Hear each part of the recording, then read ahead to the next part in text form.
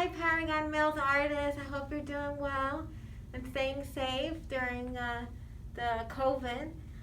But we're still doing the interviews of different artists, and I wanted you to meet a new artist that's here in Nashville, Miss Donna Woodley. Hi, Donna. How are you? Hi, Miss Negron. Hi, Paragon Mills artist. Well, thanks so much for inviting us to your studio.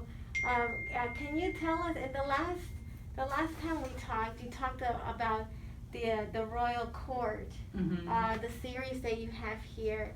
Can you tell us a little bit more about the meaning that you want to convey or give to people? Sure, absolutely. So the Royal Court is it's a series. It's going to be a series of about 10 to 15 large scale portraits of different black men. A lot of the times in my art, I talk about black culture, particularly because I just feel that though some of the ideas that I've had in my mind for a while are starting to come out now in my art. And so the Royal Court, that's the name of the series. I've incorporated the toilet, as we said in the last segment. The toilet is something that, if you think about it, the majority of people have a toilet, and then we often refer to it as like a throne. So that's the tie-in between like royalty and like this idea of a throne, or kind of like a pseudo throne or a false throne. And then so I'm talking about here, especially during this time of where there's a lot of racism in America. I'm basically wanting to talk about how black men are perceived in American society through American society's eyes, and then also, what that has done to them, and how they perceive themselves as a result of that. So the toilet, that's what that represents. So the name of the individual pieces, so these are people like, this is an artist here in Nashville. His name is Thaxton. I haven't named this one just yet, but the one that is here, this is, he's also an artist here in Nashville. His name is Joseph Love, otherwise known as Dojo. The name of this one is Prince Joseph III. And so this one is Brandon Donahue, and he's an artist as well. And the name of this one is Sir Brandon the Great.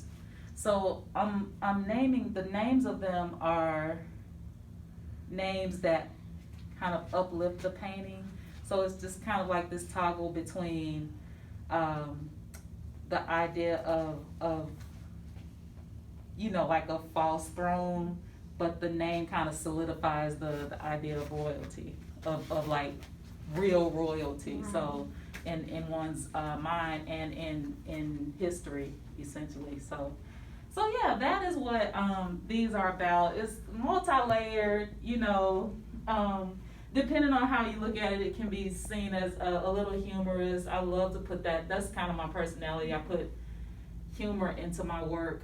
Some of my other work, I've made like portraits of my friends, and I put underwear over their faces. So yeah, it's whatever comes to mind that I can kind of tie into black culture and make it really generate a conversation about it.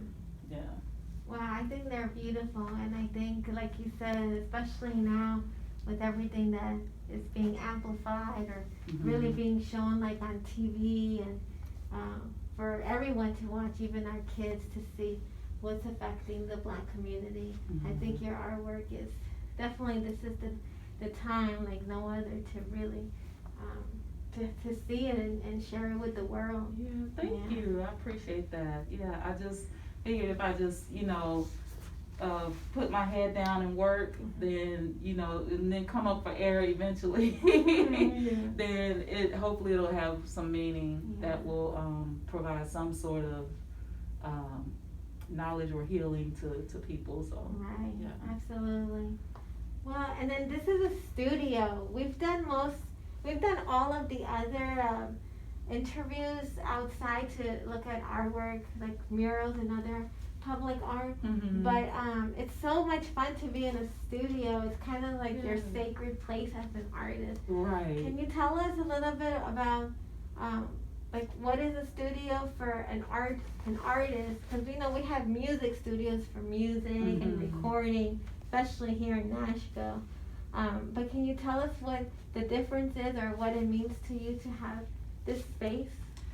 It means it means a great deal, actually. I love having a studio space, as I've had like a 2-bedroom home or apartment, and I've used the second bedroom for studio space, but it's not really the same. I love to get up and actually go somewhere. And so to have a space that I share with another artist, who is a mentor of mine, Michael McBride, and to come in here and to be able to just kind of not worry about spilling something, just be able to hang things in multiple places and work simultaneously. That means a lot, and it just kind of cuts down on time. So yeah, I love having a studio space. I feel like I've learned a lot because I painted the walls myself. My cousin and I painted the walls, and then I made my own version of lighting. Oh, wow. Yeah, so I have a light, like I have this light here, but that's a different tone, and then they both work well together sometimes. But usually I'll just come in and I'll flip these on because I like the light bulb is daytime light. Oh, so okay. Oh. so yeah, it just gives off a different light. So yeah, it's just something I'm very proud of and happy that I can afford to actually maintain a studio space here. And these are all your tools? Yes. That you use? Yes, it is. My paintbrushes are here. Some of them. I like to use disposable palette paper because it's just easy once the paint dries. I just rip it out and throw it away. And then it's better to use. So this is brush cleaner. It's kind of toxic. Probably not the best thing to use, but I have some. There are some. When you paint in oils, it can be very toxic. So there are some odorless medium that you can put with the oils to not be as harmful when you intake, when you breathe it in. So yeah, but I have not been affected too much by any sort of like some people get headaches. Yeah. But it hasn't happened to me in that way. So yeah, but these are my tools.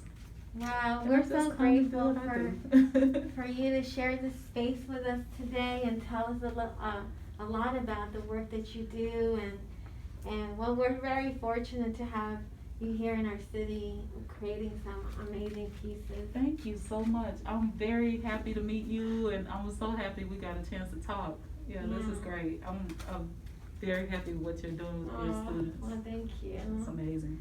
Well, you heard it here, students. I hope that you're doing well. Maybe another takeaway for to inspire you from Miss Donna's could be this idea of things in your home that really make you feel like a king or queen. Like, think about how what symbolisms or what objects you have in your home that like you can have fun with, like she does with the toilet. But maybe there's like a pot or a spoon, and maybe think about using that as a symbol for